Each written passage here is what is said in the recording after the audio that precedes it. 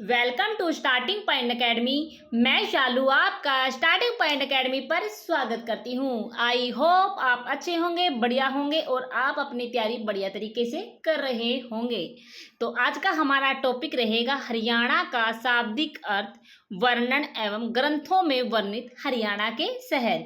ये हमारा आज का टॉपिक रहेगा और काफ़ी मोस्ट इम्पोर्टेंट टॉपिक है। अक्सर एक क्वेश्चन पेपर में पूछा जाता है। देखो, शाब्दिक अर्थ हो गया, इसका वर्णन हो गया और ग्रंथों में वर्णित हरियाणा के शहर हो गए। तो देखे जाए तो 3 टॉपिक है, लेकिन हम आपको क्या करेंगे, मिक्स तरीके से पढ़ाएंगे। दूसरी बात यह है कि हम previous year question one liner की हमने सीरीज स्टार्ट कर रखी है और हम आपको पहले हमने स्टार्ट की थी, बीच में हम आपको वन लाइनर सीरीज करवाने लग गए थे। तो लेकिन अब आपके लिए एक बढ़िया खबर है, अब आपको तीनों टॉपिक मतलब वन लाइनर और टॉपिक वाइज थ्योरी और एक हमने सीरीज स्टार्ट की है ग्रुप डी चंडीगढ़ पीआरटी के लिए हो गया। कोई भी जिसमें भी साइंस आती हो एनसीईआरटी, तो वो टॉपिक हम आपको करवाएंगे। तो चैनल को नहीं ज्वाइन किया है तो कर लीजिए, ये चैनल आपके लिए मोस्ट इंपॉर्टेंट रहने वाला है। तो वीडियो को स्टार्ट करते हैं, चलते हैं अपने मोस्ट इंपॉर्टेंट टॉपिक की तरफ। तो फर्स्ट पॉइंट हमारा क्या था कि हरियाणा का शाब्दिक अर्थ हो, तो इसी के बारे में हम पढ़ेंगे कि हरियाणा का शाब्दिक अर्थ है कि इनको किस किस नाम से बोला गया था, किस किस नाम से उस में जाना गया था, तो पढ़ेंगे हम। तो फर्स्ट हमारा पॉइंट रहेगा हरियाणा शब्द का अर्थ। तो सबसे पहले है हरि का अरण्य। तो हरि का अरण्य, इसका अर्थ क्या है? तो इसका अर्थ है हरि का अरण्य भगवान कृष्ण की क्रीड़ा स्थली। पेपर में आ जाएगा कि हरि का अरण्य शाब्दिक अर्थ क्या है। तो हरि का अरण्य शाब्दिक अर्थ क्या है? तो फिर ऑप्शन आपको 4 दे देंगे, उसमें से एक ऑप्शन आपको निकालना है कि भगवान कृष्ण की क्रीड़ा स्थली। तो भगवान कृष्ण की क्रीड़ा जो स्थली है वो हरि का अरण्य है, इसका शाब्दिक अर्थ है। ठीक है, तो फर्स्ट पॉइंट हो गया हमारा। फिर सेकंड पॉइंट पे चलते हैं हम। सेकंड पॉइंट है हर का अयन। हर का अयन, तो हर का अयन हमारे पास शाब्दिक अर्थ है भगवान शिव का घर। भगवान शिव का घर, भगवान शिव का घर, हर का अयन, ये हमारे पास इसका अर्थ है। पेपर में कैसे पूछा जाएगा कि हर का अयन का शाब्दिक अर्थ क्या है, फिर आपको बताना है कि भगवान शिव का घर। ठीक है, अगला क्वेश्चन है हमारे पास अभिरायन। अभिरायन, अभिरायन का शाब्दिक अर्थ क्या है? अहीरो का घर। चलते हैं नेक्स्ट पॉइंट की तरफ, हरित का अरण्य। हरित का अरण्य, तो हरा भरा वन। हरित अरण्य का शाब्दिक अर्थ क्या हो गया? हरा भरा वन। तो ये हमारे पास मोस्ट इंपोर्टेंट क्वेश्चन थे। चलते हैं जो जिसमें 100% पेपर में पूछा गया है और बहुत बार पेपर में पूछा गया है। क्वेश्चन आ रहा है हमारे पास बहुधन या बहुधान्यक का शाब्दिक अर्थ क्या है? तो अत्यधिक समृद्ध भूमि। बहुधन या बहुधान्य का अत्यधिक समृद्ध भूमि, बहुधन या बहुधान्य का शाब्दिक अर्थ है अत्यधिक समृद्ध भूमि। तो ठीक है, चलते हैं अगले नेक्स्ट पॉइंट की तरफ। हरियाणा शब्द की उत्पत्ति किस शब्द से हुई है? पेपर में आ जाएगा कि हरियाणा शब्द की उत्पत्ति किस शब्द से हुई है। तो आपको ये बताना है कि हरियाणकम शब्द से उत्पत्ति हुई है। तो हरि घोड़े और यानक मतलब सवारी, तो घोड़े की सवारी। तो हरियाणकम क्या हो गया? हरि मतलब घोड़े और यानम मतलब सवारी, तो घोड़े की सवारी, ये इसका अर्थ हो गया। फिर अगला पॉइंट है हमारे पास हरियाणवी शब्द की उत्पत्ति किस प्रत्यय से हुई है। अगर आपने हिंदी में ये टॉपिक अच्छे से किया होगा कि प्रत्यय किसे कहते हैं, उपसर्ग किसे कहते हैं, तो आप आसानी से कर दे होंगे। लास्ट में क्या लग रहा है? वी लग रहा है। तो राइट आंसर हमारे पास क्या होगा? प्रत्यय में वी हमारे पास राइट आंसर होगा। हरियाणवी शब्द की उत्पत्ति किस प्रत्यय से हुई है? तो वी प्रत्यय से हुई है। ठीक है, नेक्स्ट है हमारे पास हरियाणा का सबसे प्राचीन नाम है। तो हरियाणा का सबसे प्राचीन नाम हमारे पास है ब्रह्मवर्त है। ब्रह्मवर्त हमारे पास इसका राइट आंसर होगा। चलते हैं नेक्स्ट क्वेश्चन की तरफ। अर्थवेद वह मनुस्मृति में हरियाणा को दिया गया नाम है। तो अर्थवेद वह मनुस्मृति में हरियाणा को ब्रह्मवर्त नाम दिया गया है। ब्रह्मत हमारे पास इसका राइट आंसर बिल्कुल सही रहेगा। तो चलते हैं नेक्स्ट पॉइंट की तरफ। ऋग्वेद में, इसमें क्वेश्चन का अगला पॉइंट है हमारे पास, ऋग्वेद में हरियाणा को किस नाम से जाना जाता था? तो किस नाम से जाना जाता था? तो रज हरियाणे के नाम से जाना जाता था ऋग्वेद में। अगला क्वेश्चन है, महाभारत में हरियाणा को किस नाम से जाना जाता था? तो बहुधान्यक प्रदेश के नाम से जाना जाता था, और अभी हमने ये पॉइंट ऊपर पढ़ लिया है। अगला पॉइंट है हमारे पास, हर्षचरित में श्रीकंठपद जनपद के नाम से जाना जाता था। देखो ये क्वेश्चन भी पूछा गया है पेपर में, ये क्वेश्चन भी सारे क्वेश्चन पूछे गए हैं, मतलब प्रीवियस ईयर क्वेश्चन है ये। स्कंद गुप्त पुराण में हरियाला नाम से जाना जाता है। ठीक है, नेक्स्ट है हमारे पास, राहुल सांकृत्यायन बौद्ध ग्रंथ में हरियाणा को हरिधानक्य के नाम से जाना जाता था। तो ये जो क्वेश्चन है, ये जो पॉइंट है, ये हमारे पास मोस्ट इंपॉर्टेंट पॉइंट है, क्योंकि ये सारे पॉइंट पूछे गए हैं। ठीक है, जिसने अगर आपको याद नहीं है तो स्क्रीनशॉट लीजिए और याद कीजिए, क्योंकि क्वेश्चन पूछे जाते हैं और पेपर में 1 नंबर जरूर दे के जाता है। चलते हैं अगले मेन पॉइंट की तरफ। फिर अगला पॉइंट है, वैदिक साहित्य में हरियाणा को किस नाम से जाना जाता था? तो ब्रह्मवर्त के नाम से। ठीक है, चलते हैं अगले पॉइंट की तरफ, जो पेपर में आएगा और छप जाएगा और आपको 1 नंबर देके जरूर जाएगा। अगला पॉइंट है, श्रीधर द्वारा रचित पाषाणु चरित ग्रंथ के 10वें भाग में, तो 10वें भाग में क्या है? हरियाणा। ठीक है, 10वें भाग में रचित प्रश्न के 10वें भाग में हरियाणा है। ठीक है, हरियाणा मतलब हरियाणा को वर्णन दिया गया है, कुछ भी कैसे भी क्वेश्चन पेपर में आ जाए, लेकिन आपको ये याद रखना है कि श्रीधर द्वारा रचित पाषाणु चरित ग्रंथ के 10वें भाग में हरियाणा है। ठीक है, ऐसे क्वेश्चन को याद रखना है। चलते हैं अगले पॉइंट की तरफ। नेक्स्ट है हमारे पास, 10वीं मतलब उसका क्या नाम दिया गया है? तो हरियाणा नाम दिया गया है। 10 ऐसे क्वेश्चन कैसे भी घुमा फिरा के दे सकते हैं।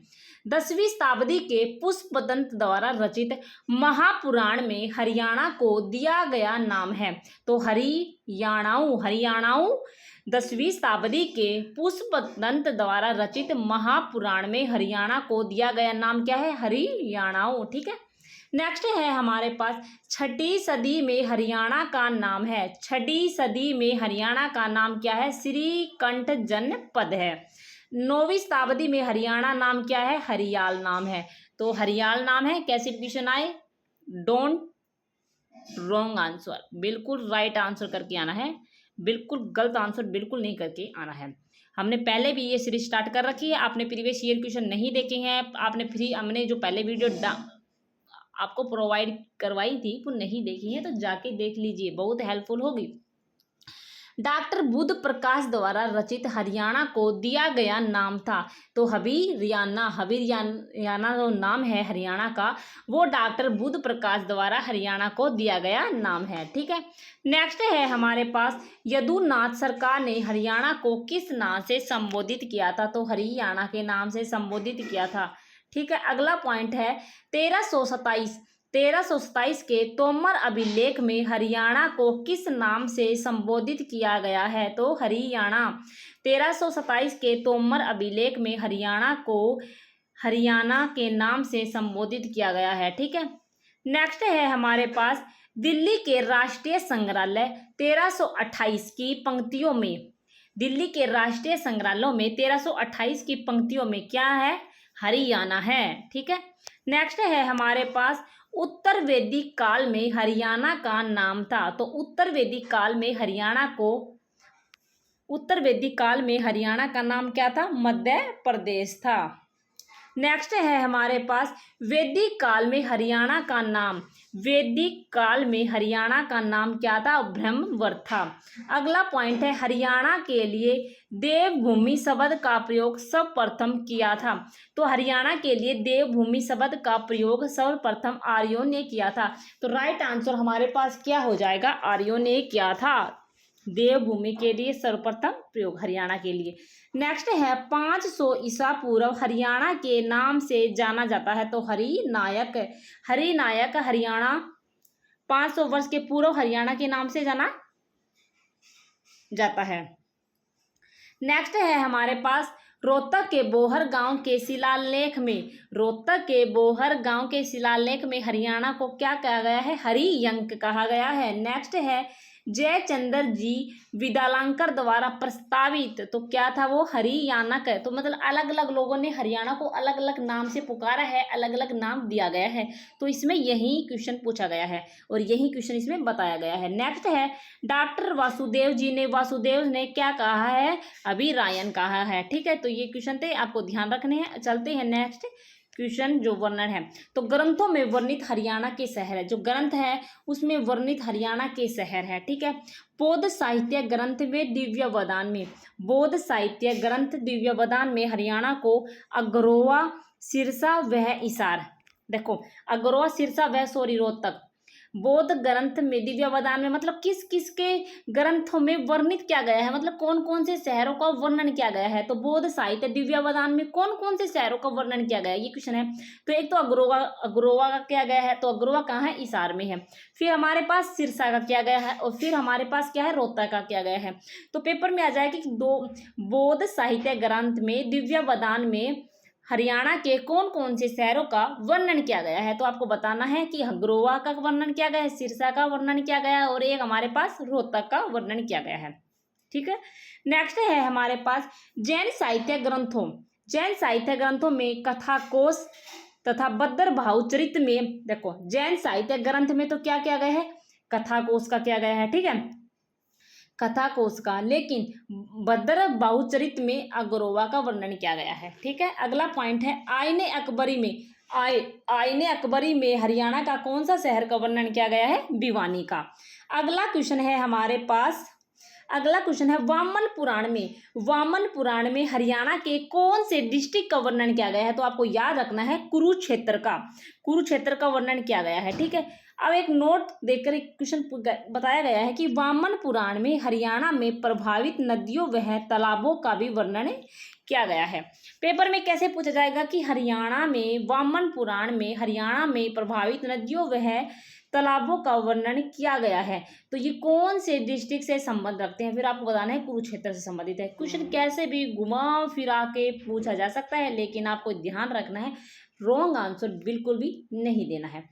नेक्स्ट है हमारे पास बिजोलिया अभिलेख में, बिजोलिया अभिलेख में हाथी का वर्णन किया गया है। ठीक है, चलते हैं नेक्स्ट पॉइंट की तरफ। महाभारत के नकुल दिग्विजय शीर्षक में किसका वर्णन किया गया है?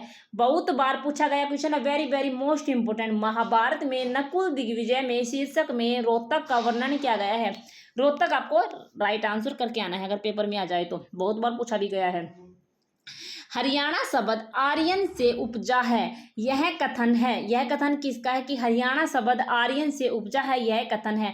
तो doctor HR Gupta, doctor HR Gupta. अगला क्वेश्चन है एक गाथा किंवदंती के अनुसार हरियाणा में प्रकृति की उत्पत्ति ब्रह्मा के वरदान से हुई है। एक गाथा किंवदंती के अनुसार हरियाणा की प्रकृति ब्रह्मा के वरदान से हुई है। पॉइंट को याद रखना है। अगला पॉइंट है वैदिक काल में राज्य में खालिस्तान की उत्पत्ति हुई है, तो भरत की उत्पत्ति हुई है।